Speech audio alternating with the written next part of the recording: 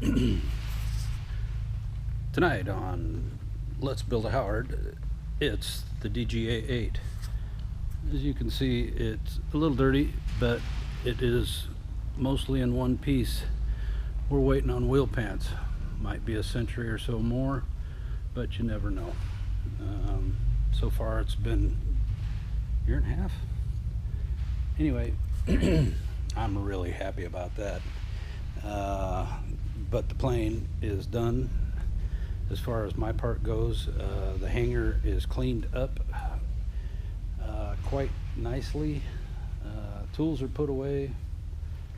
There are a few things yet to happen, be that as it may.